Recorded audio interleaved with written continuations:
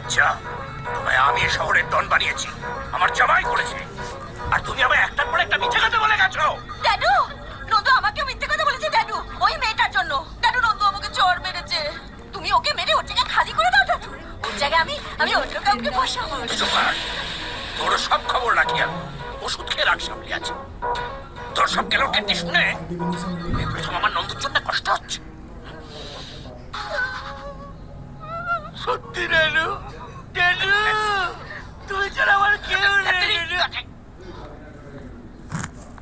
তুমি ছাড়া আমার কেউ নেই, তোরা দুটোই সমান, আর তাই তোদের জন্য সব থেকে বড় পানিশমেন্ট হচ্ছে বাকি জীবনটা তোদের একসাথে থাকতে হবে। এবার দেখি কে সেই হরিপদ, যার জন্য আমার দুবাই থেকে উড়ে আসতে হলো। কে সে? স্যার ওই যে অনামুক পোড়ামুক একেবারে গরিব কেষ্ট একেবারে শয়তান।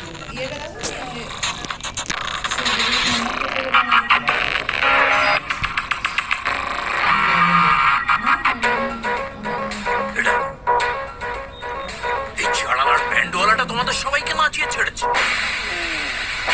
এইবার ড্যাডু কালানি খাবে। দেখুন, আর্টিস্টকে সম্মান দিয়ে কথা বলবেন।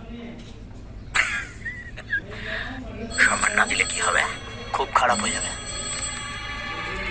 এই সিটা আমি এমনি এমনি বের করিনি। হ্যাঁ, তুমি ইয়ো হরিপদ? আরে আমি তো তোমার বিয়ার ফ্যান। দুবাইয়ে বসে রোজ আমি তোমার গান শুনি। ওই যে তোমার 3 নম্বর গানটা আছে না, আমাদের কিছু বলার ছিল নিজেদের কিছু কিছু কথা।